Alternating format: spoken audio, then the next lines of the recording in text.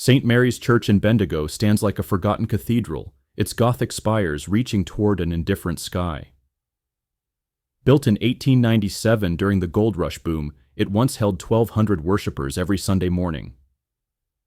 Today, the caretaker counts maybe 40 souls on a good day.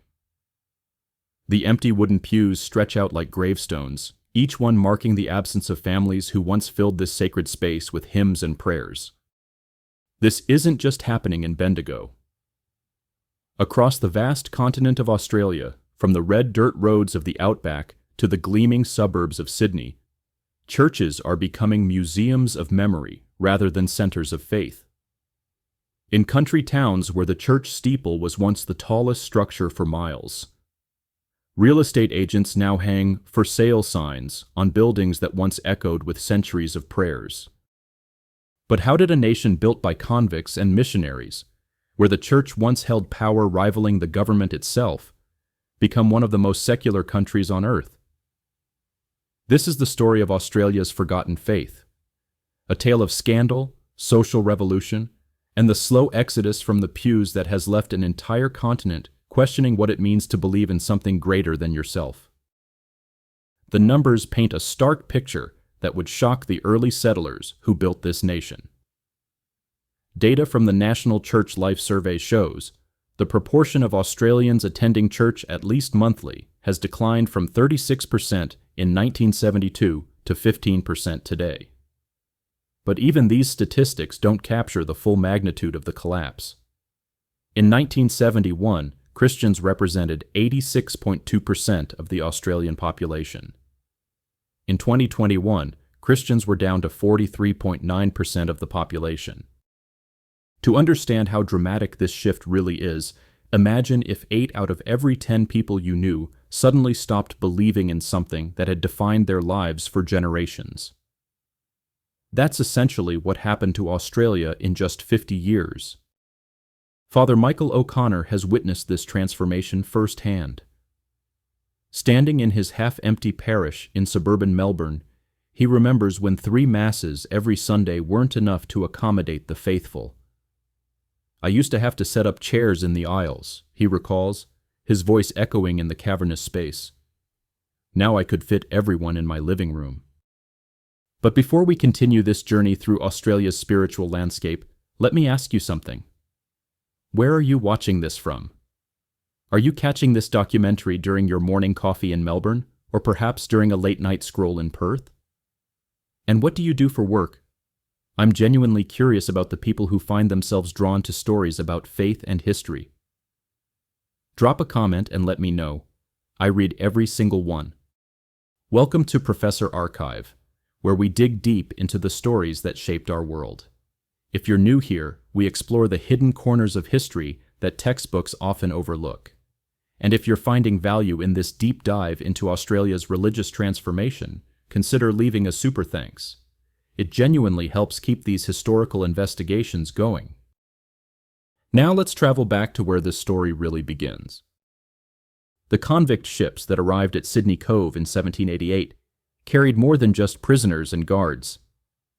They brought with them the deep sectarian divisions of the British Isles, Catholic versus Protestant, Irish versus English. 1/10 of all the convicts who came to Australia on the First Fleet were Catholic, and at least half of them were born in Ireland. These weren't just criminals. Many were political prisoners whose crime was being born Catholic in a Protestant empire. The early colonial authorities, terrified of Irish Catholic rebellion, forced Catholic convicts to attend Anglican services. Imagine being torn from your homeland, chained in a ship's hold for 8 months, and then told that even your prayers weren't acceptable to your new masters. Authorities were prejudiced against Catholics, and Catholic convicts were compelled to attend Church of England services, with no provision or respect for Catholicism. But faith, like water, finds a way. In the crude settlements that would become Australia's great cities, makeshift churches sprouted like wildflowers after rain. The Irish Catholics built their churches with the same determination that had sustained them through centuries of oppression. The Protestants established their dominance through grand cathedrals that proclaimed their authority over this new land. By the 1950s, something remarkable had happened. Australia had become one of the most church-going countries in the Western world. Some of the highest rates of attendance were recorded in the 1950s after World War II, at the time of the baby boom, 44% in 1950. Nearly half the population attended church regularly. Sunday morning in Australia meant empty streets as families walked to their local parishes, dressed in their finest clothes. The post-war boom wasn't just economic, it was spiritual. Young families, grateful to have survived the Depression and 2 world wars, sought meaning and community in their local churches. They built not just suburbs, but entire spiritual ecosystems. In Queensland alone, over 1,000 were built between 1945 and 1975. These weren't just buildings. They were the beating hearts of communities where babies were baptized, couples married, and grandparents farewelled. Margaret Thompson, now 78, remembers those golden years with crystal clarity. Everyone went to church, she says, sitting in her Ballarat home surrounded by photographs from a lifetime of Sunday services. It wasn't a question of belief or doubt. It was just what families did. The church wasn't separate from life, it was life. The churches themselves reflected this confidence. Modern architectural marvels rose beside traditional Gothic structures. Architects experimented with soaring concrete spires and walls of stained glass that captured the optimistic spirit of the age. These buildings declared that Christianity wasn't just surviving in the modern world, it was thriving. But beneath this surface prosperity, fault lines were already forming. The 1960s didn't just bring social revolution to America and Europe, they shook Australia to its core. Young Australians who had grown up in the shadow of their parents' faith began asking uncomfortable questions. Why should women be silent in church? Why couldn't priests marry? Why did the church oppose birth control when families were struggling to make ends on a single income? In Australia, 29% of young people 18 to 29 indicated in the ISSP that they attended religious services at least once a month in their primary school years. But by the time they reach the end of their 20s, more than 70% of them have dropped out. This wasn't just teenage rebellion. It was a fundamental generational shift in how Australians understood authority, tradition, and faith itself. Dr. Sarah Mitchell, a sociologist at the University of Sydney who has studied religious trends for 3 decades, explains, "What happened in the 1960s wasn't just that people stopped going to church. They stopped believing that institutions had the right to tell them how to live their lives. The church went from being a moral authority to being seen as an outdated constraint on personal freedom. The sexual revolution hit the churches like a tsunami. Young couples who had once planned their weddings around church calendars now lived together openly, challenging the very foundations of Christian teaching about marriage and family. The pill gave women control over their own fertility, making the church's ban on contraception seem not just old-fashioned, but actively harmful. But perhaps more damaging than any external pressure was what began happening inside the churches themselves. The Catholic Church, which had weathered centuries of persecution and political upheaval, found itself facing an enemy it couldn't defeat: the truth about its own priests.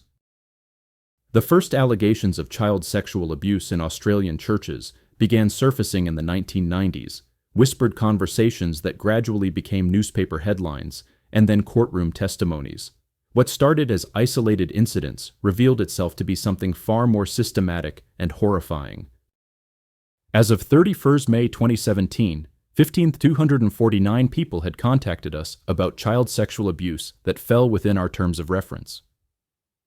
Of these, 7,282 people, 48.4%, told us about child sexual abuse in religious institutions.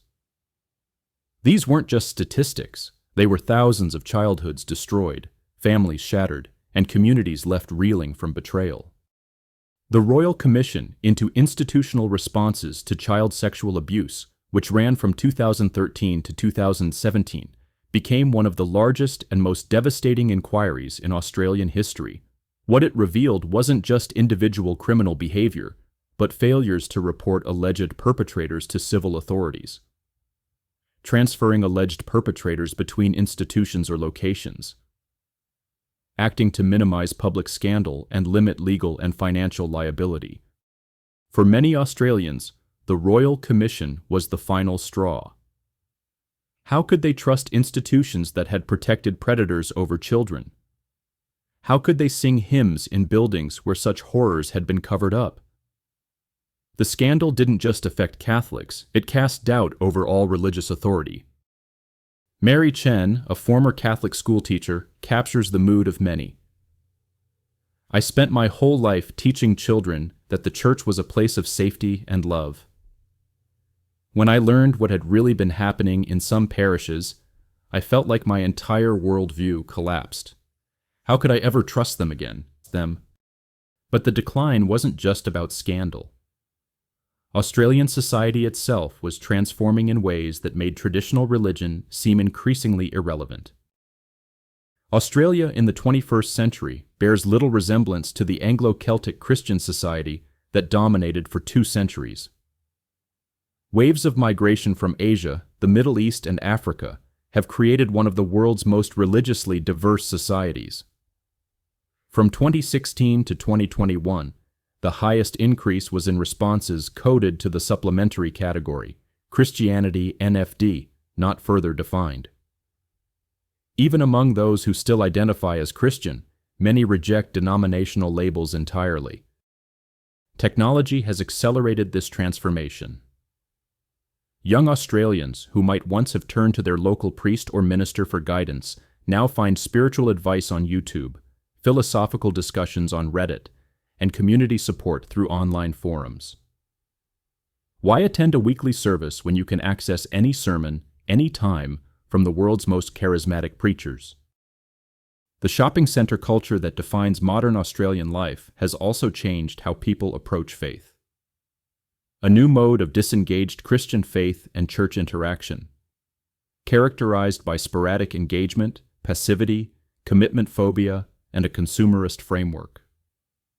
Just as Australians shop around for the best phone plan or car loan, many now treat churches as service providers competing for their attention. Dr. Philip Hughes from the Christian Research Association observes, "People want spirituality on their own terms. They'll take the parts of Christianity that make them feel good, the community, the music, the sense of meaning, but they reject the parts that demand sacrifice or challenge their lifestyle choices." This consumerist approach to faith has created what some scholars call cafeteria Christianity. Believers who pick and choose the elements they like while ignoring the rest. But this selective approach undermines the very foundation of religious commitment, which traditionally demanded total surrender to a higher authority. Yet in the midst of this decline, some surprising growth stories have emerged that challenge the narrative of inevitable secularization. While the old denominations hemorrhage members, Pentecostal churches have exploded across urban Australia. Pentecostal denominations such as Australian Christian churches, formerly Assemblies of God, and Christian city churches continue to grow rapidly, growing by over 20% between 1991 and 1996. These churches, with their contemporary music, charismatic preachers, and emphasis on personal relationship with God, have captured the imagination of younger Australians in ways that traditional denominations have failed to achieve. Hillsong Church, which began in a school hall in Sydney's northwest, now attracts tens of thousands to services that feel more like rock concerts than traditional worship. Pastor Joel Houston explains their approach. "We're not trying to preserve the past. We're trying to show people that faith can be relevant, exciting, and transformative in the 21st century." The mega-church phenomenon has divided Christians themselves. Critics argue that these churches offer spiritual fast food, emotionally satisfying but nutritionally empty. Supporters claim they're simply adapting ancient truths to contemporary culture. More surprising still is the growth among immigrant communities. In the Chaldean Eparchy of St. Thomas the Apostle of Sydney, established in 1973, attendance rose from 3,779 in 2016 to to 6,657 in 2021, a rise of 76%. For many migrants, the church provides not just spiritual comfort, but cultural continuity and practical support in navigating their new country. These growth stories suggest that the issue isn't necessarily with Christianity itself, but with particular forms of Christian expression that have failed to adapt to changing times. As we travel through Australia's empty churches, a complex picture emerges that defies simple explanations. In rural Australia, the decline is often literal and visible. Drive through any country town, and you'll likely see churches converted into art galleries, community centers, or private homes. From a heritage-listed church in North Fremantle to a character-filled church in Nyora, here are some of the best and most unique former places of worship to breathe new life into. These conversions tell their own story of communities adapting to change, finding new purposes for buildings that once defined their spiritual lives. But the decline isn't uniform across the continent. In some suburbs of Sydney and Melbourne, new churches plant themselves in shopping centers and converted warehouses, attracting young families who might never consider entering a traditional cathedral. These congregations often have more in common with startup companies than historic denominations. They're agile, contemporary, and focused on meeting immediate needs rather than preserving ancient traditions.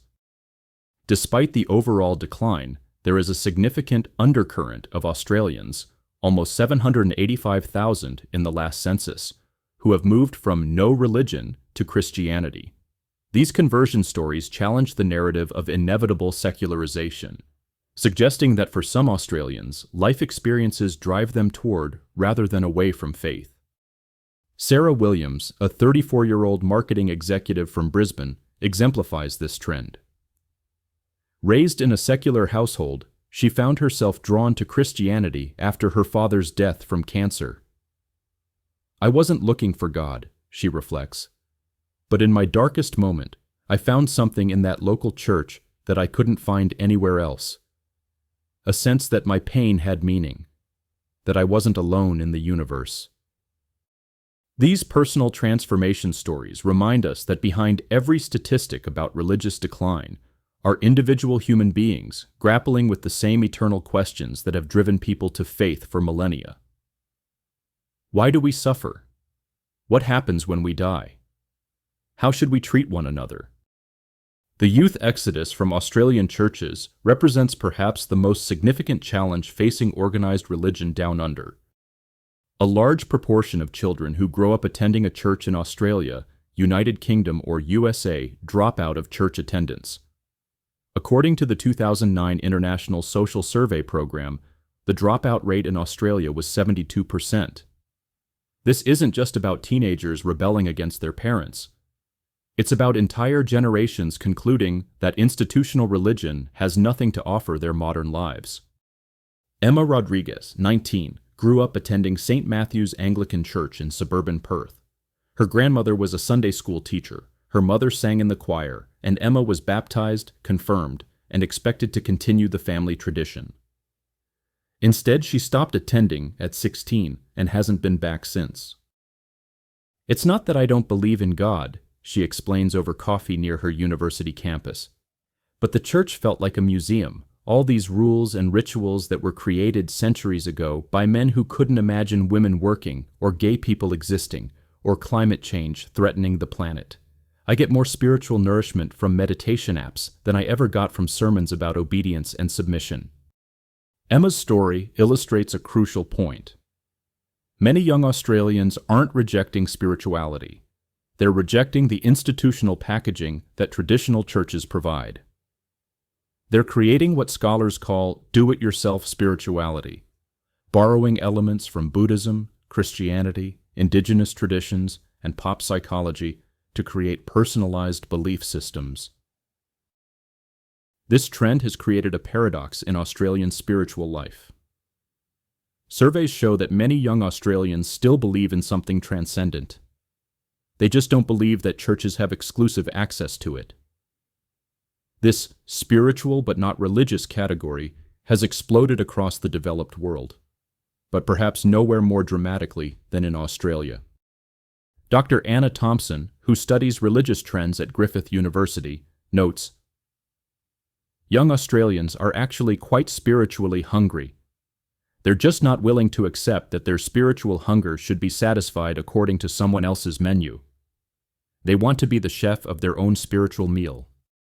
This individualistic approach to spirituality reflects broader Australian cultural values, self-reliance, skepticism of authority, and a pragmatic approach to life that prioritizes what works over what's traditional. In many ways, the decline of institutional religion represents the triumph of distinctly Australian values over imported European traditions. As we stand in those empty churches scattered across the continent, facing rows of vacant pews that once held generations of faithful Australians, what lessons can we draw from this remarkable transformation? The story of Australia's forgotten faith isn't simply about the decline of religion. It's about the evolution of a society grappling with modernity, individualism, and the eternal human search for meaning. The empty churches are symptoms of broader changes that have reshaped not just how Australians worship, but how they understand community, authority, and their place in the universe. Some observers see this decline as a tragic loss, the erosion of moral foundations that once held communities together. They point to rising mental health issues, family breakdown, and social isolation as evidence that secular Australia is paying a heavy price for abandoning its spiritual heritage. Others view the transformation as liberation, the overthrow of oppressive institutions that used fear and guilt to control behavior. They argue that Australians are creating more authentic, inclusive forms of community that better reflect contemporary values of equality and personal autonomy. The truth, as always, is more complex than either narrative suggests. Just over 54% of the Australian population say they adhere to religious belief system, so more than half of us. Despite the dramatic headlines about religious decline, more than half of Australians still identify with some form of faith. What's changed isn't necessarily belief itself, but the institutional expression of that belief. The churches that are thriving in modern Australia share certain characteristics. They're adaptable, focused on practical help rather than doctrinal purity, and willing to meet people where they are rather than demanding they conform to ancient traditions. They've learned that in a society that prizes individual choice above collective obligation, religious institutions must earn their relevance rather than assume it. Perhaps most importantly, Australia's religious transformation reflects the nation's coming of age. For 2 centuries, Australian spirituality was largely imported from Europe, Anglican traditions from England, Catholic practices from Ireland, Presbyterian structures from Scotland. The current decline might be less about the death of faith and more about the birth of distinctly Australian forms of spirituality that reflect the unique character of this ancient continent. Looking toward the future, several trends seem likely to shape Australia's spiritual landscape. The growth of immigrant communities will continue to diversify religious expression, bringing traditions from Africa, Asia, and the Middle East into conversation with Christian heritage. Technology will increasingly mediate spiritual experience, allowing people to customize their faith journey in ways that previous generations couldn't imagine. Climate change and environmental crisis may drive some Australians toward forms of spirituality that emphasize humanity's connection to the natural world, perhaps drawing inspiration from the continent's indigenous traditions that sustained Aboriginal peoples for 60,000 years before European settlement. The megachurch phenomenon will probably continue, but may fragment as congregations seek more intimate, authentic forms of community. The house church movement, which meets in living rooms rather than formal buildings, is already growing among younger Australians who want spiritual community without institutional overhead. What seems certain is that Australia's spiritual future will be more diverse, more individualistic, and more pragmatic than its past. The empty churches scattered across the continent aren't just monuments to decline. They're spaces waiting for new forms of meaning-making to emerge. In Bendigo, where we began this journey, St. Mary's Church has found an unexpected second life. While Sunday morning services remain sparsely attended, the building now hosts community concerts, art exhibitions, and support groups for people dealing with addiction and mental health challenges. Father O'Connor has embraced this transformation, seeing it as a return to the church's original mission of serving the community's deepest needs. "Maybe we've been thinking about this all wrong," he muses as afternoon light streams through the stained glass windows. "Maybe God isn't leaving Australia. Maybe God is just taking new forms that we haven't learned to recognize yet." As you reflect on this story of Australia's forgotten faith, I'm curious about your own experiences. Have you witnessed the decline of religious institutions in your community? Or have you seen new forms of spirituality emerging? The conversation doesn't end with this documentary. It continues in your comments, your discussions with friends and family, and your own spiritual journey, whatever form it takes. If this deep dive into Australian religious history has sparked your curiosity about other untold stories from down under, you'll find plenty more on Professor Archive. We're constantly uncovering the hidden chapters that shaped our world. And remember, if you found value in this exploration, a super thanks goes a long way towards supporting the research that makes these stories possible. The empty churches of Australia may be forgotten by many, but their stories, and the people who once filled them with prayer and song, deserve to be remembered. In understanding how we lost our faith, we might just discover what we're still searching for.